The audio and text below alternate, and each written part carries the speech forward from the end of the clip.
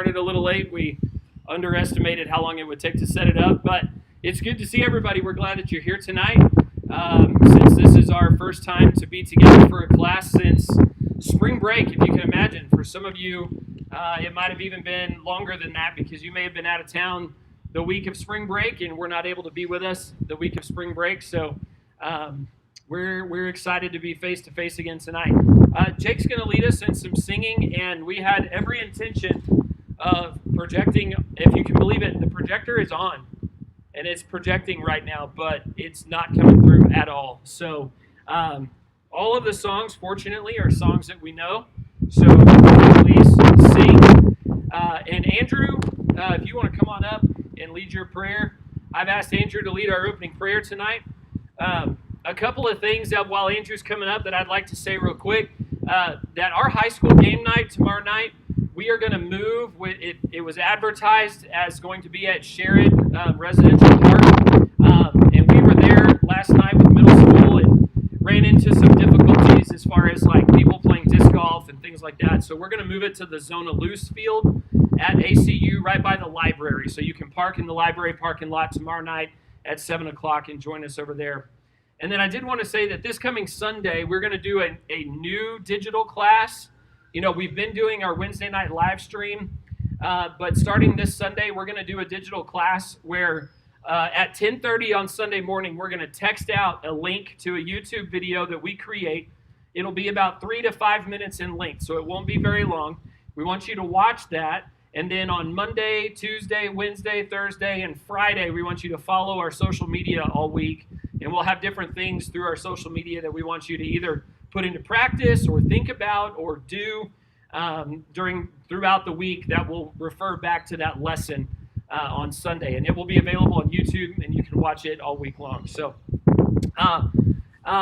did want to just mention that since we're outside tonight, there's no need, or face coverings are optional, I will say. But we do want to ask everyone to practice social distancing as best they can. Because we want to be able to be together, but we also want to stay safe. So I'm going to turn it over to Andrew to lead our opening prayer, and then Jake, my microphone will turn on, there we go, and then Jake will lead us in some singing. Please bow with me. Dear God, thank you for letting us be able to come here and praise you. Please help us to stay safe so we can keep getting to praise you and come together and have fellowship and just be able to get closer to people. In your God's name, amen.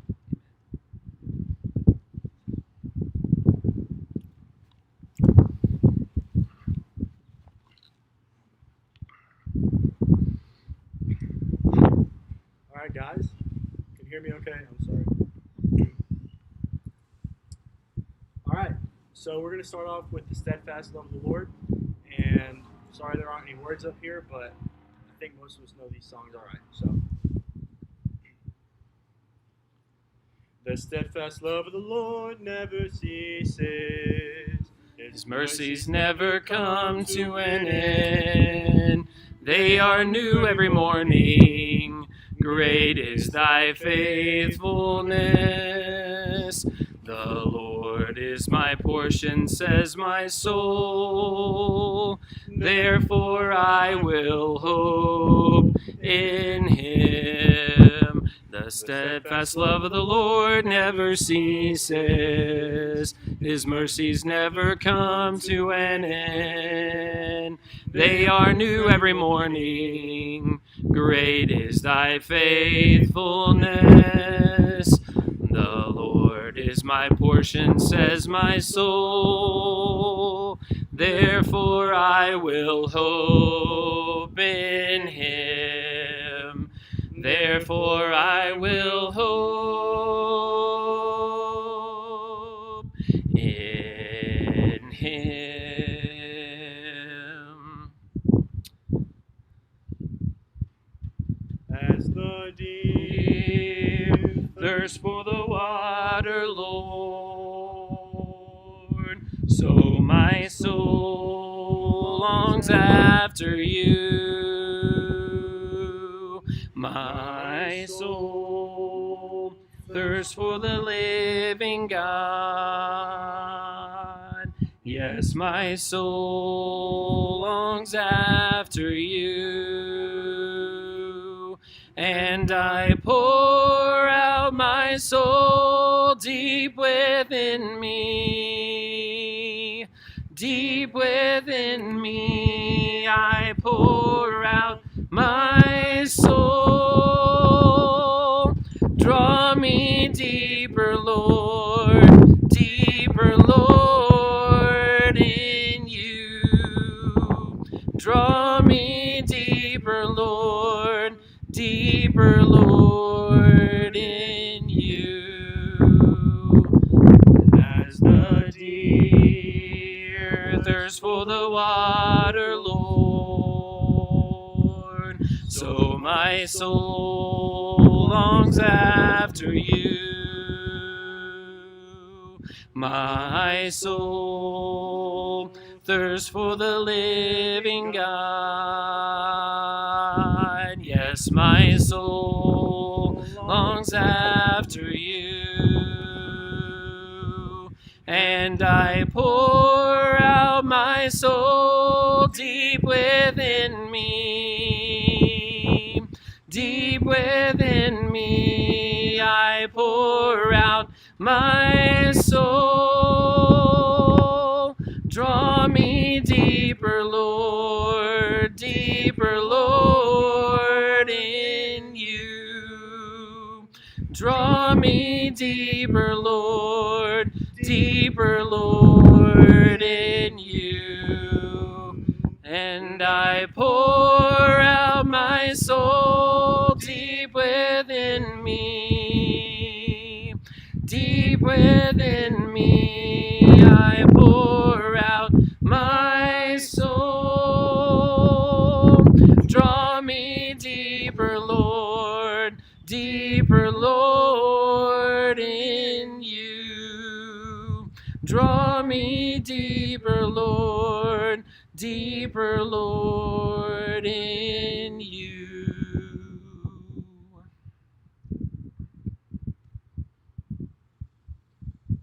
We shall assemble on the mountain.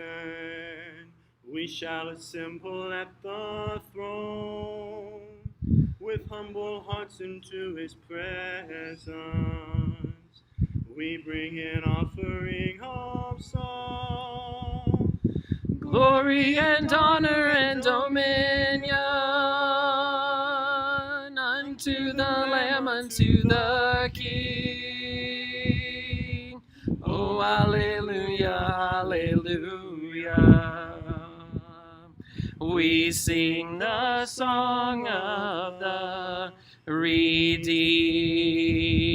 And at the end of life's journey, we shall bow down on bended knee, and with the angels up in heaven, we'll sing a song of victory.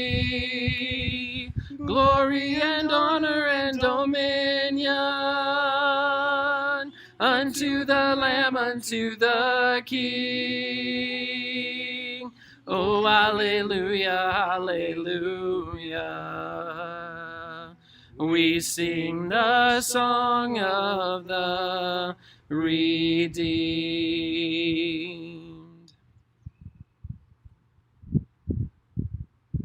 Hide me away, O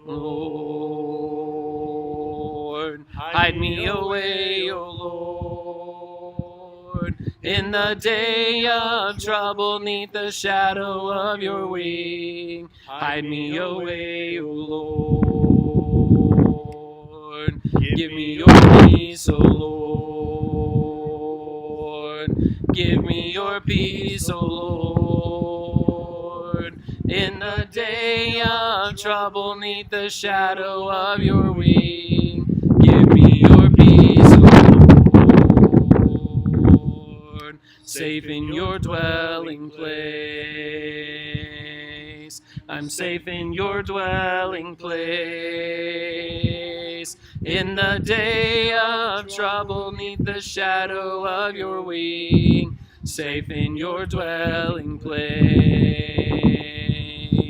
So hide me away, O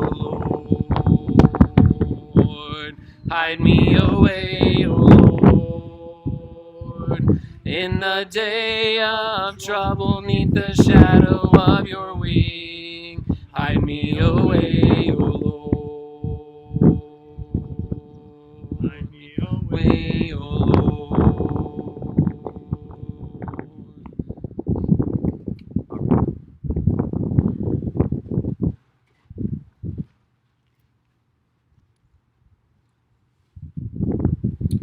All right. Thank you, Jake, and thank you, Andrew, for that. We all bow with me for a word of prayer before we hear a message tonight. Father, we thank you so much for the time that we can be together again, to be outside and to feel the wind and have the cooler weather. On a hot day, we're thankful for that. Father, we know that we've not been together for a long time, and we're just grateful that we can start to gather again. And we pray that as we begin to gather, that you would keep us safe and that you would help us to grow spiritually. Father, thank you so much for Jesus. Help us to hear his words tonight and put them into practice in our lives. And it's in Jesus' name we pray. Amen. All right, I'm going to switch to this one since this is catching the wind.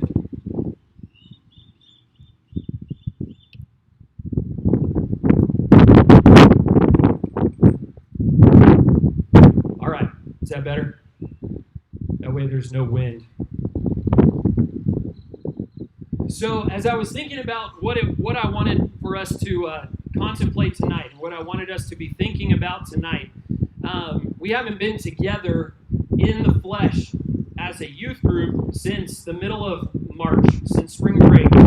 And I've missed, I'll be honest with you guys, I'm sure you've heard Demi and I say it over and over again on the live stream throughout the time that we were apart. We have missed being with you guys. And I know a lot of you got together a lot throughout quarantine and throughout your time just to try to make it through. And I know there's been a lot of things that you've missed out on. You've missed out on the end of your school year. We've missed out on all of the things that we were planning on getting to do this summer. And so tonight I wanted to share kind of what Demi and I really want to be the driving force behind our coming back together. We're excited to be together, make no mistake about it. But as we come back together, we really want to practice things that are going to keep us safe, and we want to make sure that we do all the things that allow us to be together.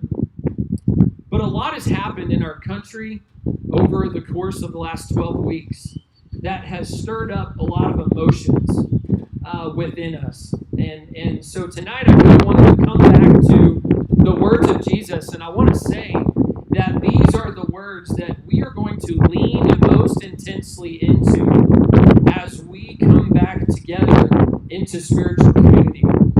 We think that the most important thing for us to do is to process all of what we have experienced and all that we are feeling through the filter of Scripture, and specifically through the teachings of Jesus. And so tonight we're going to talk a little bit, we're going to look at Matthew chapter 7, really Matthew chapters 5, 6, and 7, and we're also going to look at a story from Luke chapter 10.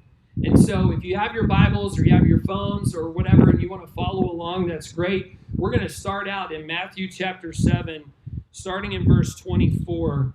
And I'm going to pull it up on here as well. Matthew chapter 7, starting in verse 24.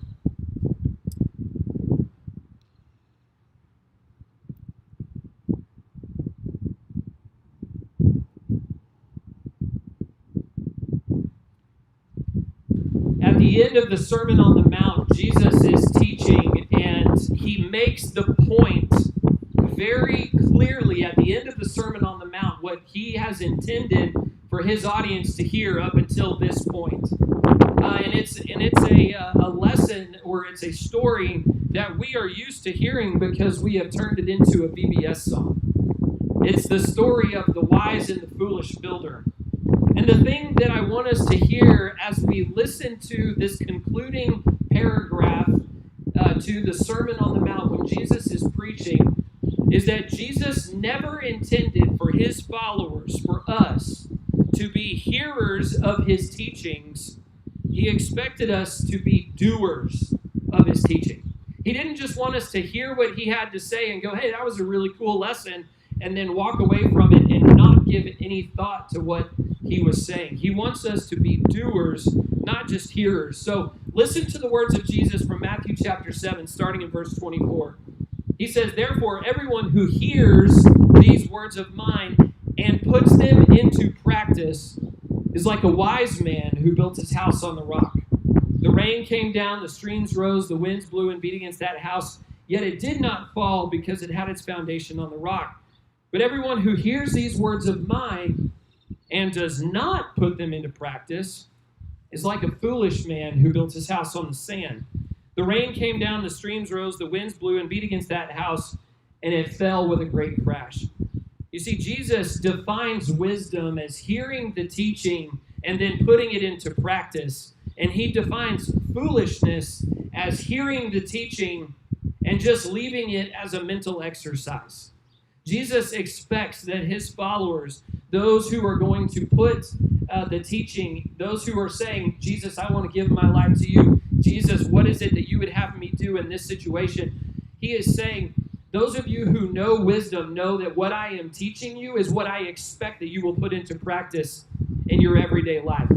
And really, if you go back and you just kind of skim through the entire Sermon on the Mount, you go back to Matthew chapter 5, and you look at the beginning of Matthew chapter 5, what he is saying at the beginning of his sermon is, you are blessed if you put certain things into action.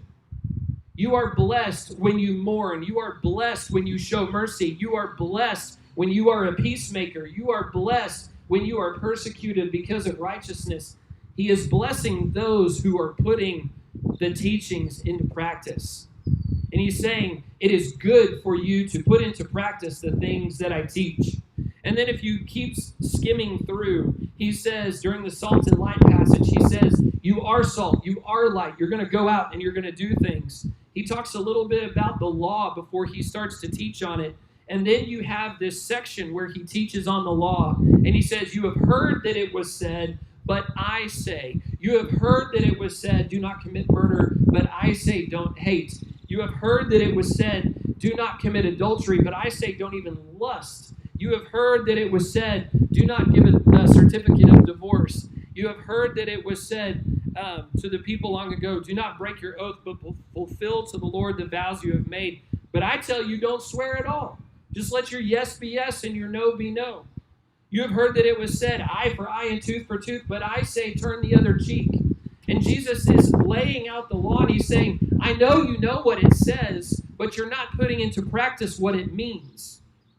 And so he's trying to get his audience to hear, these are the things that I want you to put into practice. And he's talking about loving your neighbor. He says, you've heard that it was said, love your neighbor and hate your enemies, but I say, love your enemies and pray for those who persecute you. And then he goes into what we call the acts of righteousness, starting in chapter 6.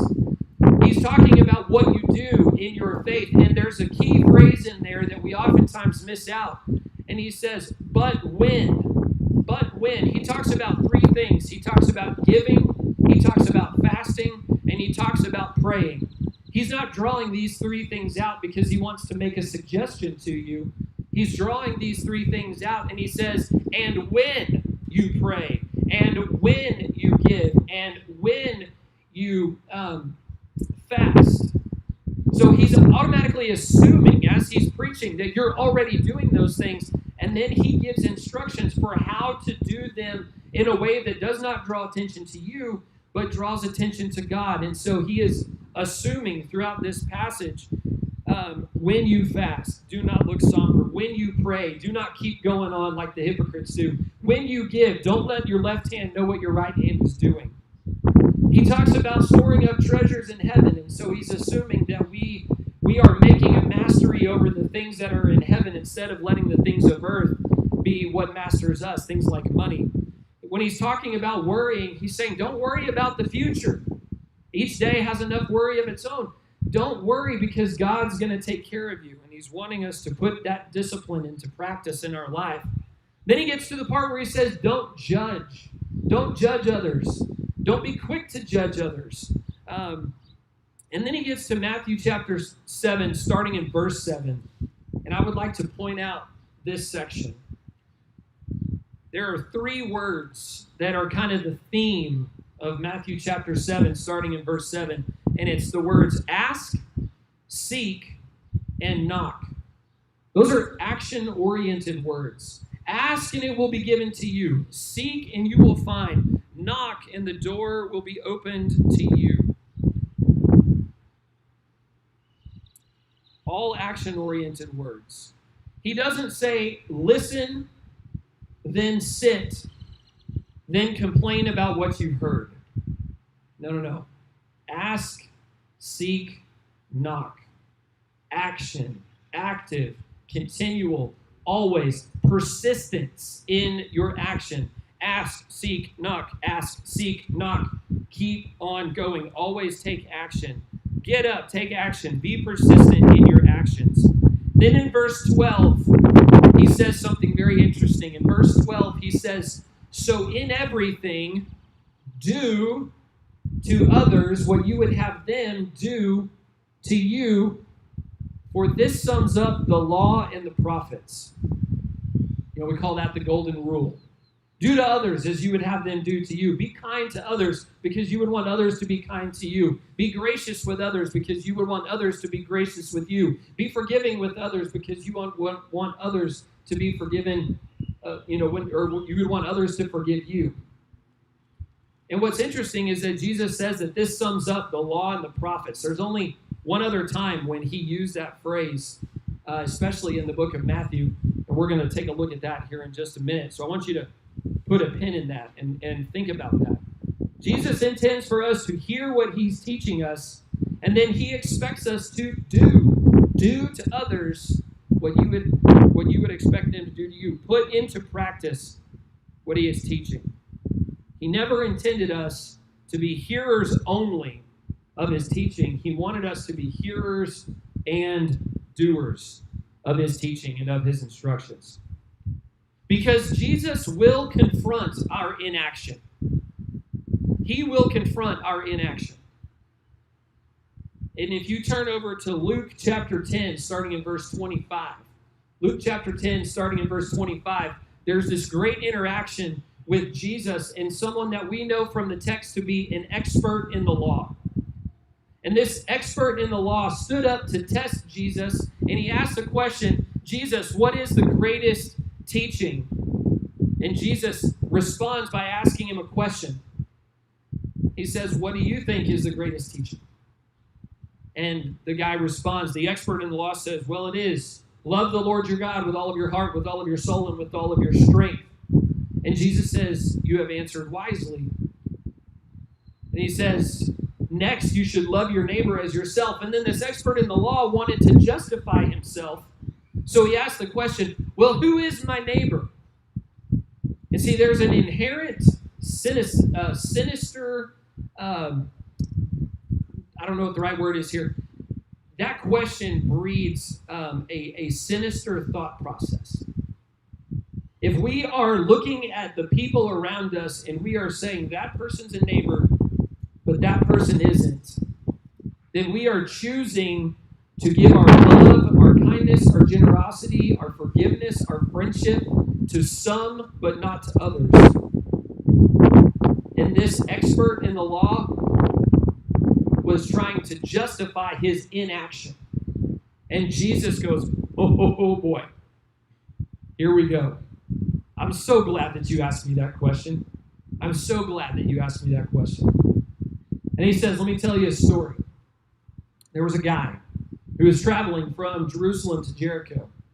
And along the way, he fell into the hands of robbers. They beat him, they stripped him of his clothes, they took his money, and they left him laying on the road, half dead. But it's okay, along came a priest. And everyone's thinking, oh good, someone come along to help. But the priest walked by on the other side.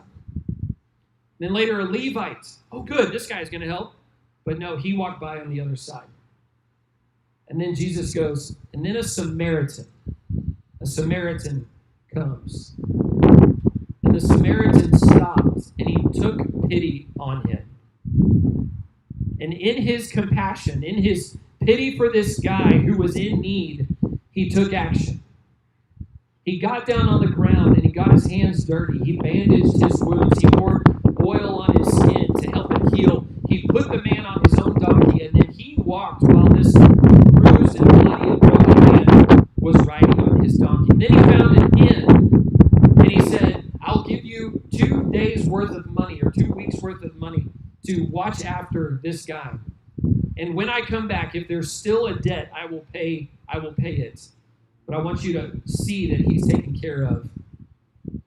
And then Jesus turned to the expert in the law and he goes, which of those 3 guys do you think was the neighbor? And I imagine the expert in the law was like, and Jesus was like, I'm sorry, what? What was that? What'd you say? Samaritan.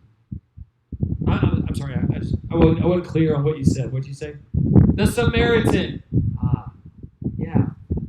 The one who took action was the one who was the neighbor. See, anytime we choose inaction over action, Jesus is going to put a little burden on our heart. He's going to put this story on our minds, and he's going to ask us, who are you being a neighbor to? Sure, it's easy to be a neighbor to the person who looks like you, talks like you, acts like you, thinks like you. What about the person who doesn't look like you? What happens when being a neighbor means you have to do something that's a little bit uncomfortable that you don't like doing or don't want to do or you think maybe isn't necessary? But you do it out of concern or out of respect for that other person. Jesus calls us to action, not to inaction, and he expects us to act, and he will confront our inaction every time.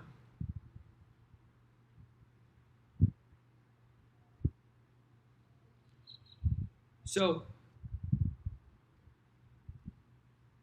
in this verse, in this summation of the law and the prophets, Jesus says, the greatest commandment, love the Lord your God with all of your heart, with all of your soul, and with all of your strength. And in some of the Gospels, it also says all of your mind. Love God with all that you have to give. That's the first and greatest commandment. And the second is like it, love your neighbor as yourself. And so often, we define love as a noun. Love is just a thing. But the way that Jesus describes love is he describes it as a verb. It's an action. It's a way of life. It's what we do. And if you look at the teachings of the Sermon on the Mount, when you look at the teachings of Jesus when he's with his disciples, what he wants is for them to do what he is asking them to do. And Jesus wants you to do the things that he's asking you to do. When he asks you to love your neighbor more than you love yourself, I like to kind of flip that around and say it this way. Because sometimes it's hard to understand maybe what does it mean to love my neighbor as myself. So let me ask it this way. How are you selfish for your neighbor like you're selfish for yourself? See, you know what you want. You know what you need. You know when you're hungry, you know you need food. When you're sad, you know you need a friend. When you're angry, you know you need to vent. When you're lonely, you need companionship. When you know what you need, you know what you want. And sometimes we go after those things no matter the cost because it's what we want. But do you want for your neighbor like you want for yourself? Are you selfish for your neighbor like you're selfish for yourself? Do you know what your neighbor wants? Do you know what your neighbor needs? And do you fight for that just like you fight for it for yourself? And in Matthew chapter 22, Jesus says, all of the law and the prophets hang on these commandments of loving God with everything that you have and loving your neighbor as yourself. And then if you recall in the Sermon on the Mount, he said, so in everything do to others as you would have them do to you, for this sums up the law and the prophets. Love in action is what sums up the entirety of Scripture. Love in action looks like wearing a mask for the sake of those around you. Love in action looks like marching in a peaceful protest while stating that Black Lives Matter. Love in action looks like cleaning your room when your parents ask you to. Love in action is when you listen to someone's story. Love in action is when you sing hymns to someone who is a shut-in in their home. Love in action is driving over to a friend's house to sit with them in their hour of need. Love in action is when you choose forgiveness over hate and anger. Love in action is when you take ownership of your decisions and accept the consequences, whether good or bad. Love in action is being willing to part with that $5 bill in your wallet or purse because someone is holding up a sign that says, "I need help." You get the idea. Love is knowing what Jesus taught and then putting it into practice. And right now, we feel like that's where we've got to start as we come back together as a community.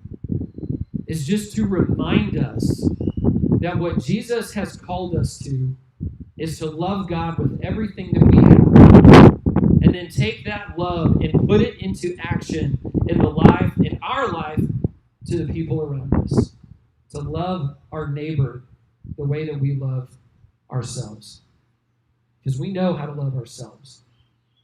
But we need to be called to love our neighbor as ourselves. There are going to be some people who are not comfortable yet coming back to youth group, and that's okay. It's going to take time for everyone to feel comfortable, and everyone will move at their own pace when they're ready to come back. And there may be some events that we do this summer where we may have to move inside, and because we're inside and we're going to be in fairly close proximity and breathing the same air, that we have to wear a mask. And there may be times this summer when we go to some part of town to show love to people who are not like us and don't look like us. And there may be times when you're at home and your parents ask you to do something, and instead of arguing and complaining, you say, "Okay, I'm going to go do that." There's going to be so many opportunities for us to put love into action. And that's where we want to start as we come back together this summer. I'm so happy to be back with you guys. I've missed seeing y'all. I've enjoyed seeing you over the last couple weeks through our drive-through deals on Wednesday night. But I can't say enough how excited I am to be with you. And I have prayed every day for you throughout all of this pandemic. And I continue to pray for you that God keeps you safe, that you don't get sick. And I have prayed for you as we have tried to make sense of a lot of the civil unrest that we're experiencing in our world right now, that you would be able to see what's going on, and that you would be able to take some time to reflect on where you are, and that you would think about the words of Jesus when he says, love is more than just looking into your own heart and asking the tough questions of yourself. Love is also standing up on your own 2 feet and walking across the street, walking across the room, and doing something, putting into practice the teachings that Jesus has called us to. That's what we're going to be about this summer, and really into the future. We're going to work really hard on loving our neighbor the way that we love ourselves, and loving God with everything that we have. So I know I can speak for Chloe and Jake and for Demi when I say, if you guys ever need someone to talk to, we've been through a lot in the last 12 weeks.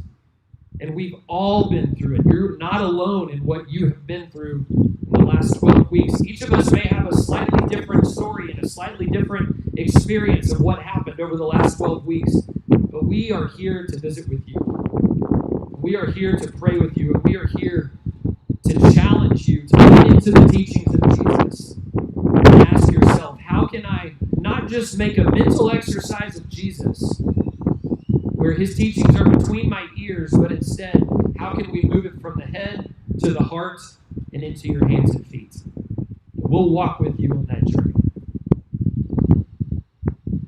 Jake's going to come up and lead us in a couple more songs, and then I've asked James if he would to lead us in a closing prayer. So we'll sing 2 songs, and then James will lead us in a closing prayer. We've got some water right inside here. We'll pull it out in just a minute. and then you'll be free to hang out and visit with each other for a few minutes as we wrap up tonight. So, Jake?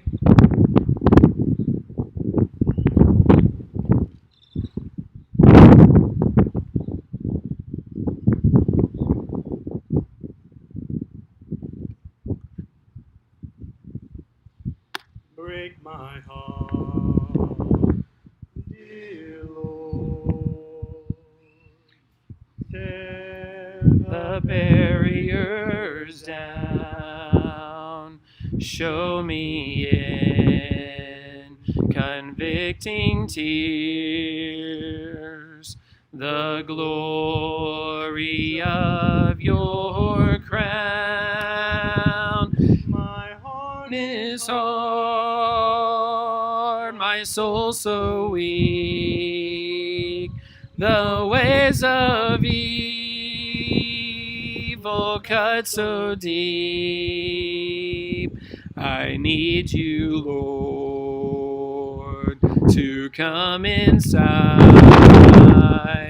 and gently break my heart. My sin is great, but I can see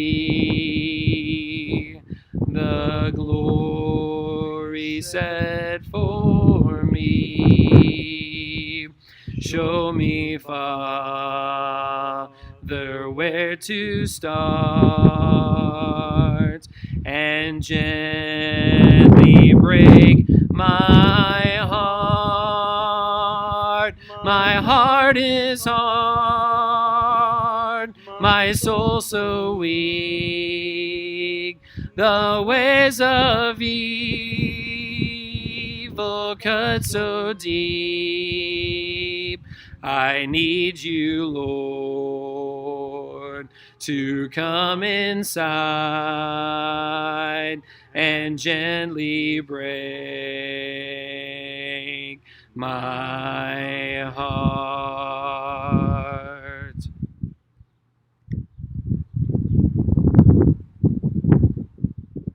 faithful love Flowing down from the thorn-covered crown, makes me whole, saves my soul, washes whiter than snow.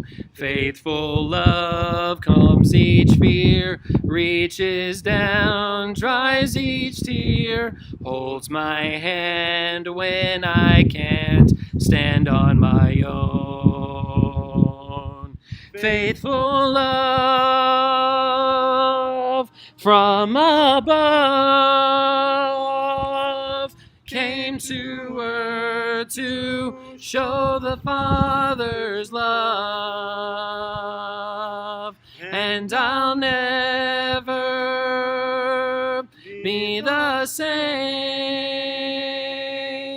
for I've seen faithful love face to face, and Jesus is his name. Faithful love is a friend just when hope seems to end. Welcome face, sweet embrace, tender touch filled with grace. Faithful love, endless power, living flame, Spirit's fire, burning bright in the night, guiding my way. Faithful love from above came to earth to show the Father's love, and I'll never be the same, for I've seen faithful love face to face, and Jesus is his name.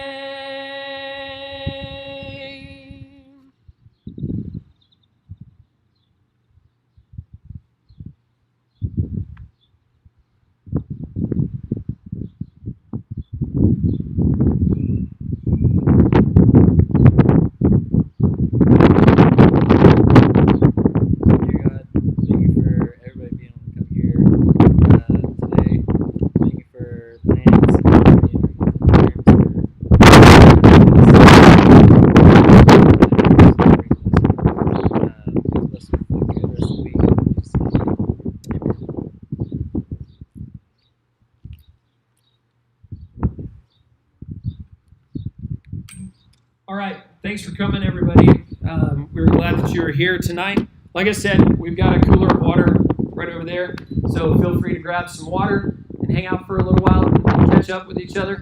And I think we'll probably do this again next week, weather permitting. So we'll be excited to see everybody again next week.